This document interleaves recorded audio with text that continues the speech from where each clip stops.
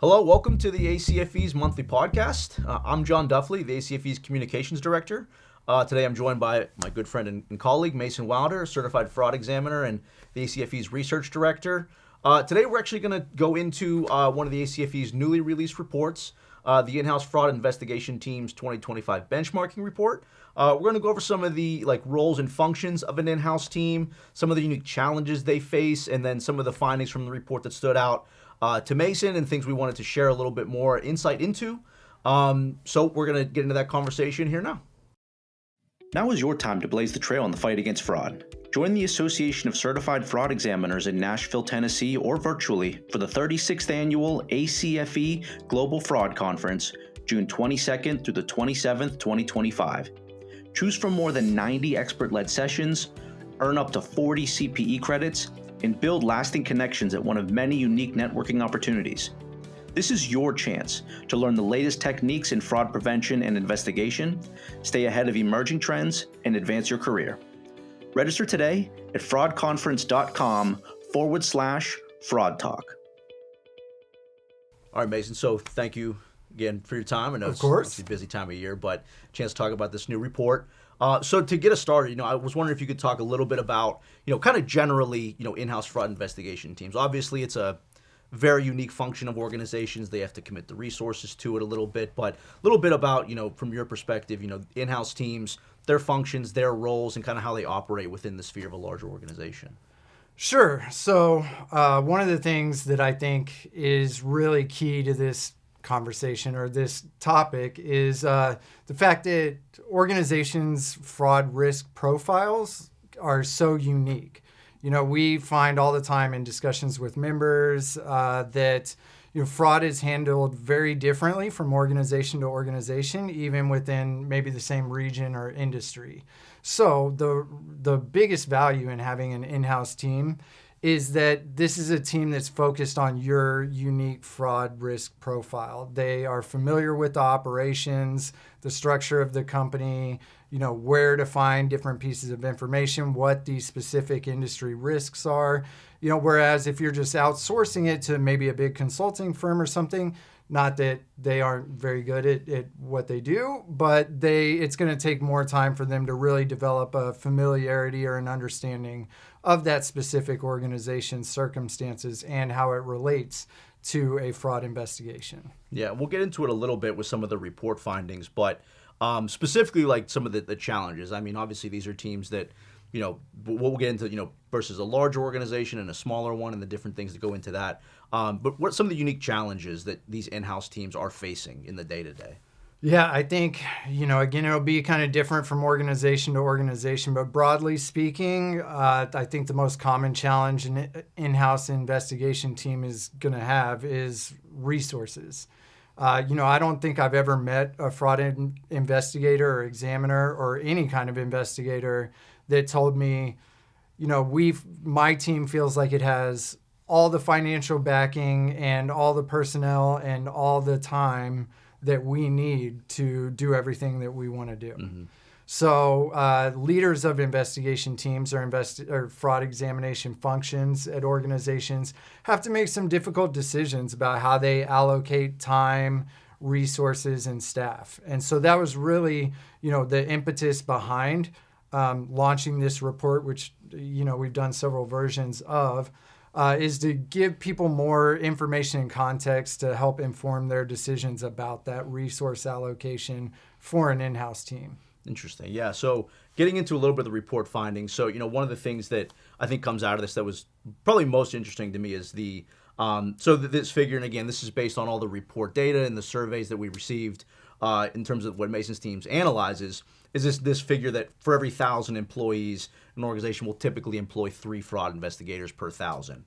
Now, if you dive into that a little bit more, companies with less than 100 employees report an average of 8 fraud investigators on their in-house team. Companies of 10,000 or more, obviously very large corporations, averaging about 86 investigators in those organizations. So that number has increased, which I think is probably a good sign compared to our 2019 report. That was 2019, 2.21 investigators per 1,000 employees, so upward trend obviously is good to see.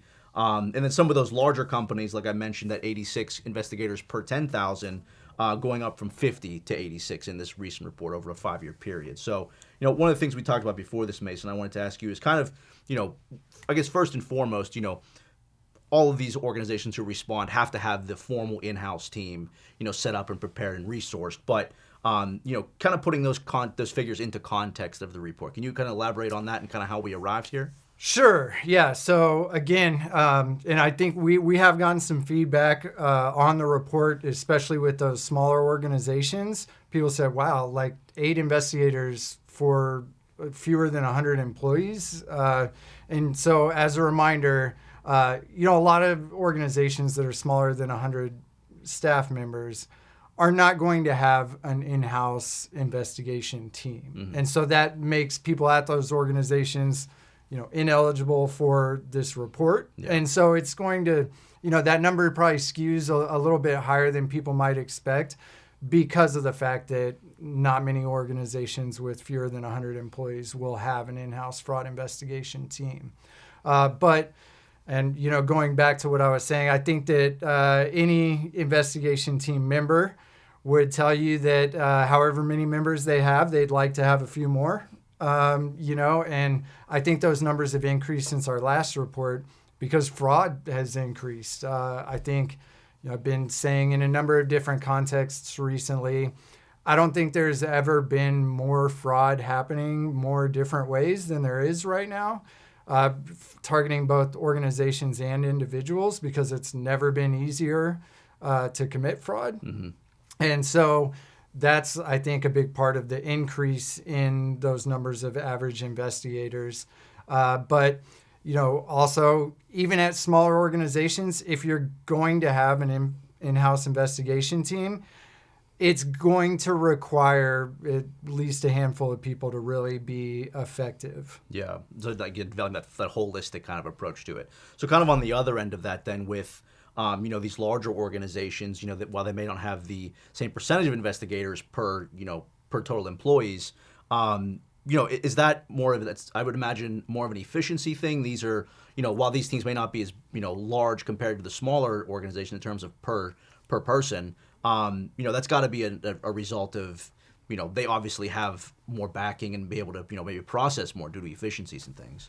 Sure. Yeah, I think that's the biggest reason for the difference in percentage there is an organization with 10,000 employees is almost assuredly going to have a much larger budget mm-hmm. for their fraud function, including technology and tools that are going to make things a lot more efficient for the team there. And maybe, when you have 86 members of an in-house investigative team, it's less of each investigation team member wearing a whole lot of hats and being able to just narrowly specialize on a certain function and, be more efficient than having to switch back and forth and wear a lot of hats and perform a lot of different duties or roles. Do you, I guess in the sense of like kind of reviewing some of the data, do you get a sense that those like specialties, those really like hyper specialized roles, are smaller organizations going for that, or are they looking for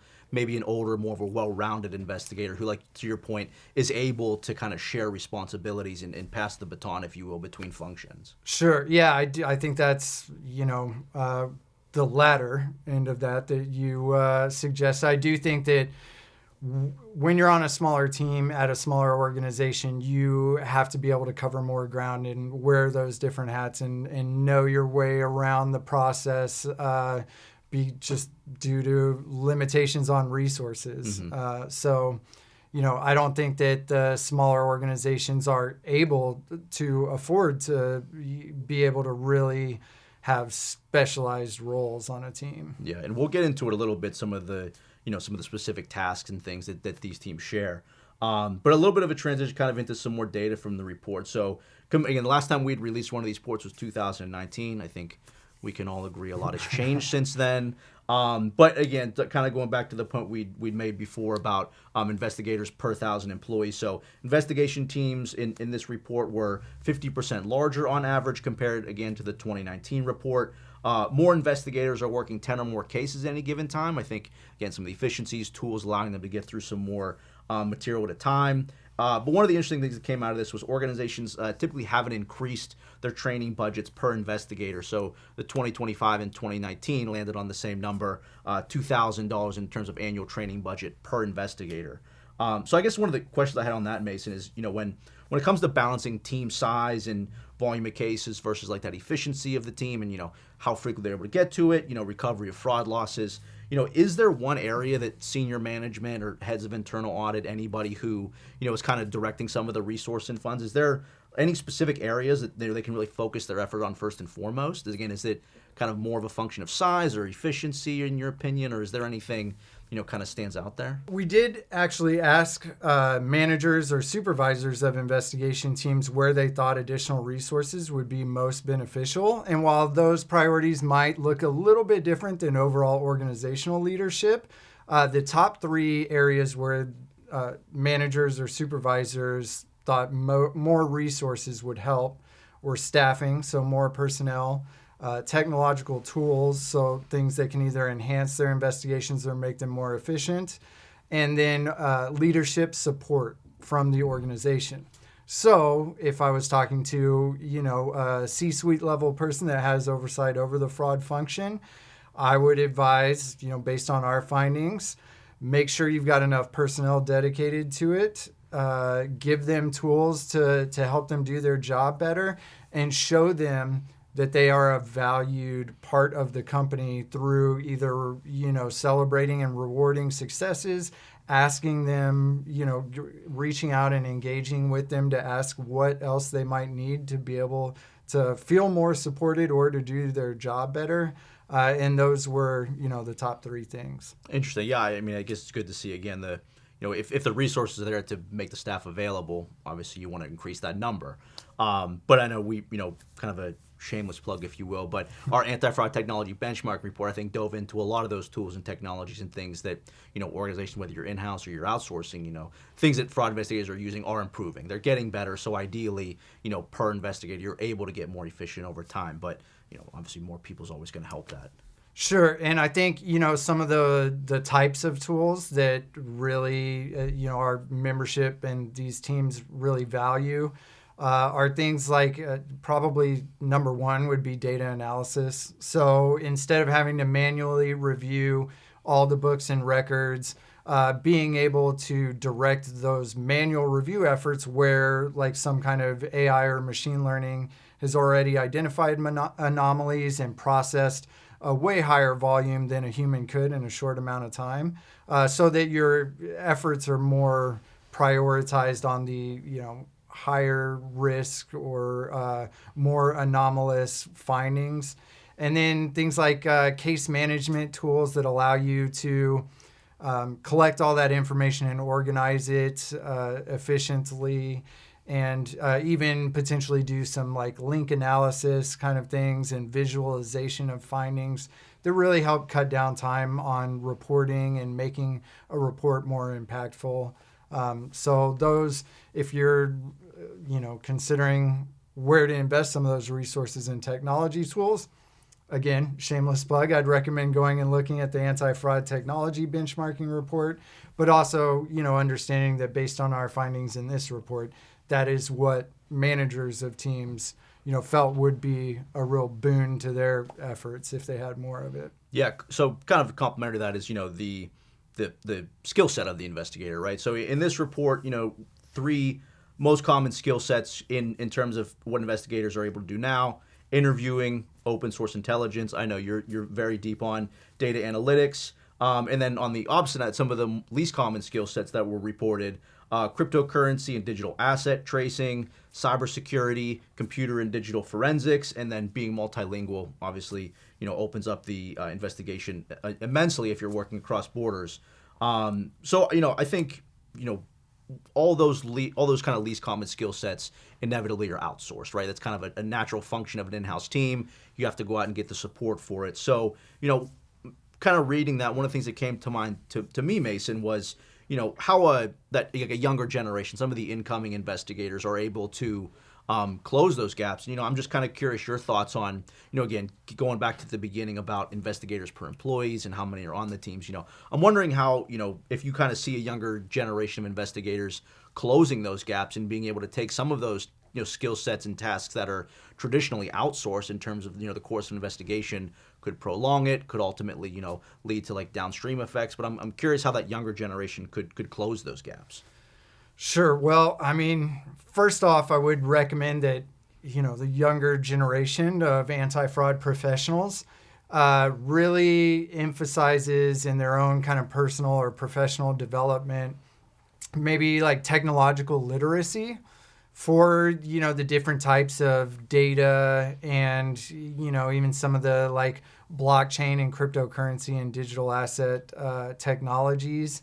And any additional kind of skills that you can pick up on your own in those areas, I think we're going to set you apart in what is likely going to be a pretty competitive job market for a while in the anti-fraud profession, just because of, the high levels of fraud, especially, here in the U.S., a lot of people transitioning out of government anti-fraud positions. It's going to be a competitive job market. And if you're able to demonstrate some real technological literacy with some of those different technologies, that's going to set you apart. But it certainly wasn't surprising for us to see that kind of two sides of that same coin, of those skills being less common on existing teams and those being the most commonly outsourced tasks. And I do think it's important to mention, especially with the digital forensics and cryptocurrency or digital asset tracing, these can get very technologically complicated. And so if you don't have somebody on your team that really knows that stuff inside and out, it is definitely best to outsource it, because mishandling of digital evidence or, not fully understanding different kind of transaction patterns with digital assets or something, you can really jeopardize your investigation by either messing up evidence or totally missing a key point if you don't really know that stuff through and through, which is why, we recommend don't understand your limitations in those particular areas and know when to call in an expert.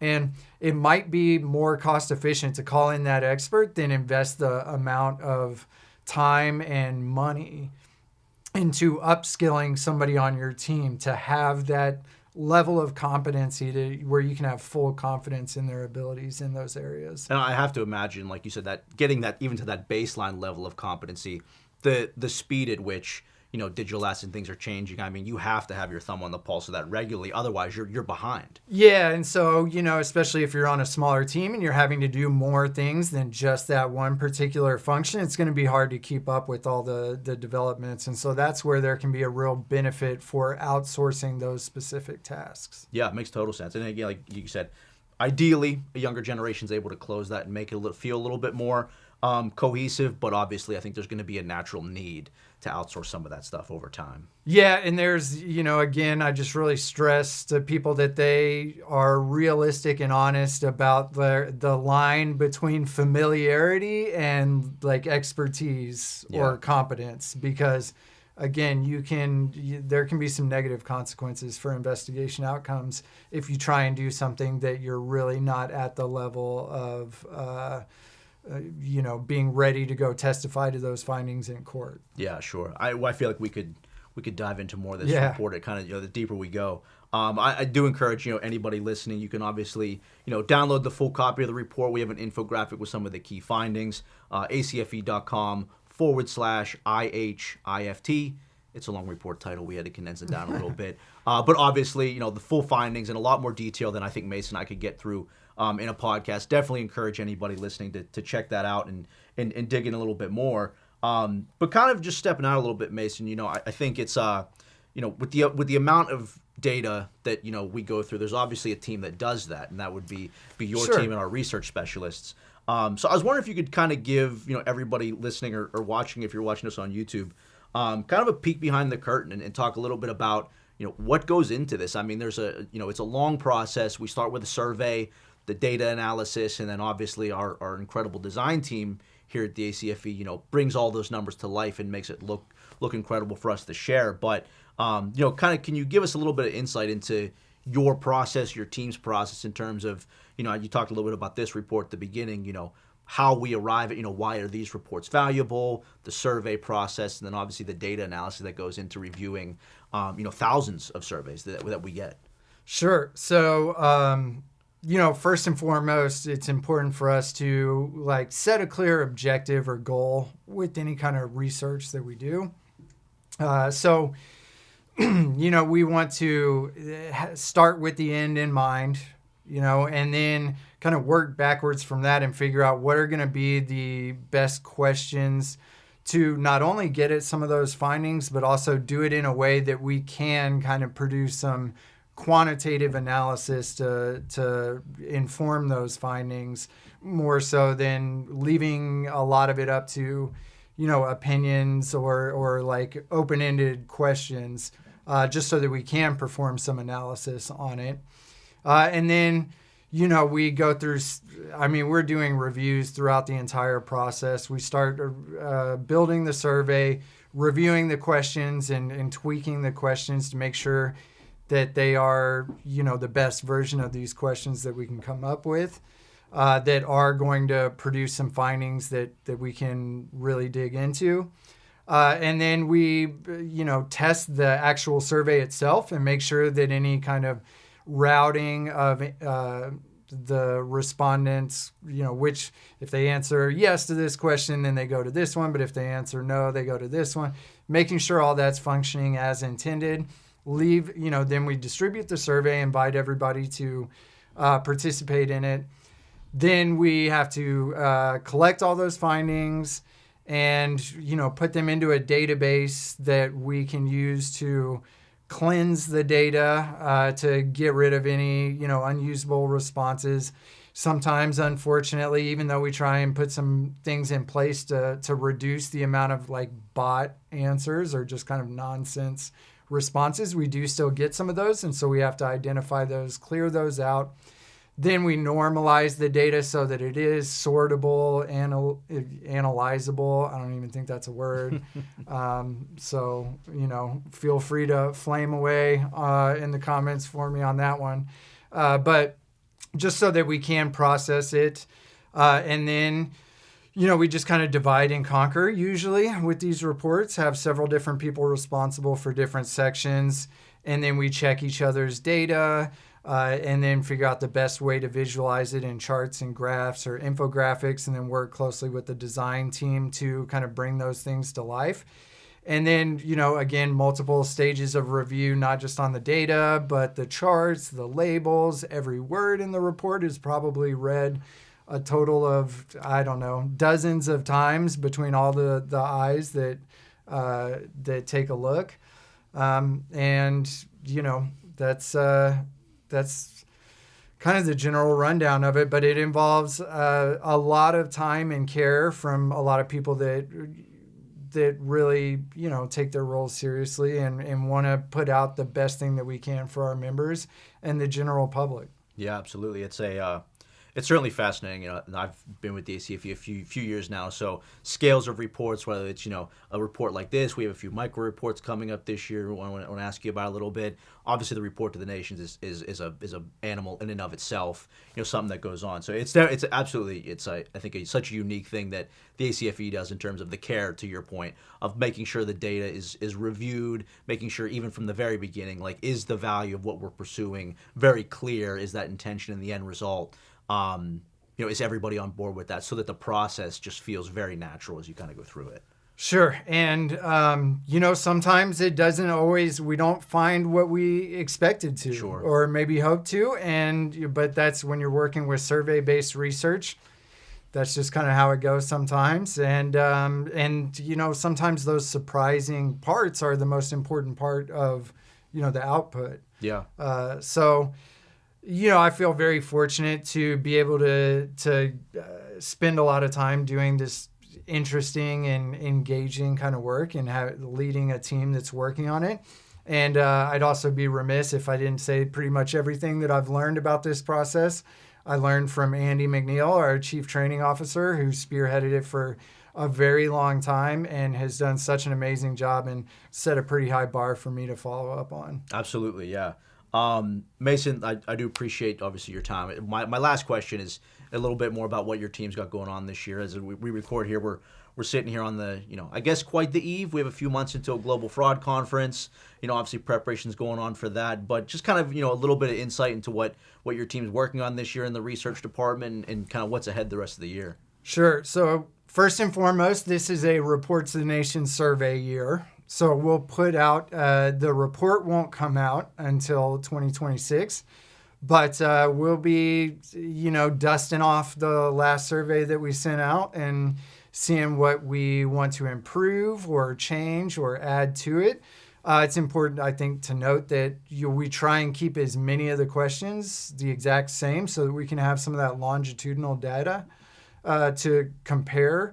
Because if you tweak a couple elements in a question, that could change the nature of the question. Now those previous findings are no longer, it's not the answers to the same question. Yeah. So you can't look backwards because you're asking a different thing. So we do try and keep as much of it the same as we can, but we always try and improve or make additions. And that long process will be getting started soon. By the time this airs, or currently, we have a survey open right now that is in collaboration with the Anti-Fraud Collaboration, is the name of that organization. And this one is going to be focused on the impact of fraud at U.S. public companies in an effort to try and, if you're familiar with the Report to the Nations, you're probably familiar with the statistic of our members estimate that organizations lose 5% of annual revenue to fraud. So we're trying to dig a little bit deeper into that figure, just strictly for U.S. public companies. And so they've been great partners with kind of coming up with the objective and goals and questions for the survey. We're also contributing to a special interest group for the ACCA, the Association of Certified Chartered Accountants. They're doing a really big survey about combating fraud that we've been working with them on. That's going to be a very exciting project. There's a lot of other organizations involved as well. And so that survey should go out about June, I think. And then, another collaborative report that we're tentatively have planned for the fall. I'll just put that teaser out there, but it's another organization that we've done collaborative surveys with before. We don't have all the details totally finalized, but we have that plan to launch in the fall and have the report come out in early 2026. And then we're already working on identifying topics for 2026 research and potential partners to collaborate with on other reports. So there's always something cooking, always things in the works. And, there's always something for our members to look forward to from a research perspective. Never a dull moment. Never a dull moment. Mason, I do appreciate it. I know you're very busy, so I do appreciate you setting some time aside to go over the report, obviously, and sit down with me today. It's been great. Yeah, anytime. Always happy to talk. Awesome, yeah. Like I mentioned, obviously, thank everybody for listening. You can download the full in-house fraud investigation team's benchmarking report at acfe.com/IHFIT. You can find this podcast and all episodes of Fraud Talk on acfe.com, Spotify, iTunes, YouTube, wherever you find your podcasts. Once again, I'm John Duffley. This is Mason Wilder. Thank you all for listening.